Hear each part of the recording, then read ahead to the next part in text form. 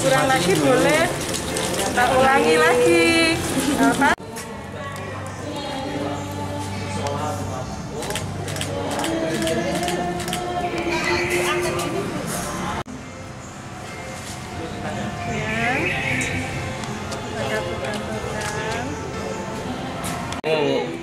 Ini Bu.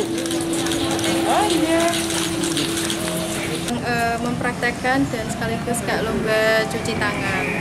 Ya, untuk sekaligus mencontohkan kepada para siswa untuk bagaimana cara mencuci tangan yang baik dan benar sesuai dengan aturan. Lomba ini justru dapat memicu siswa untuk selalu menerapkan hidup bersih baik di rumah maupun di tempat-tempat yang lain supaya mereka benar-benar di masa pandemi ini bisa terbebas dari virus corona. Ya, selain memeriahkan peringatan hari ulang tahun sekolah, hari PGRI dan hari Korpri, lomba cuci tangan itu diharapkan bisa memberi contoh kepada seluruh siswa bagaimana nantinya pada saat mereka harus datang ke sekolah, belajar tatap muka, itu yang dilakukan di sekolah pada saat dia mulai memasuki lingkungan sekolah untuk belajar.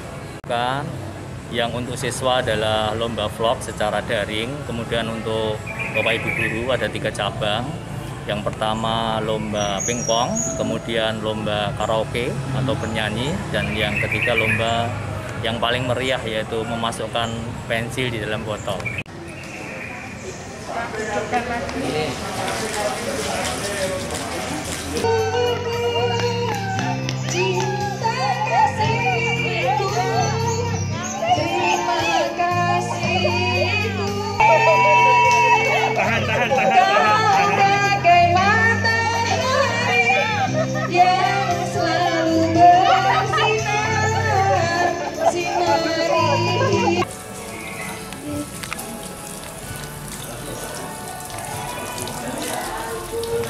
Lihat kalian, Mas.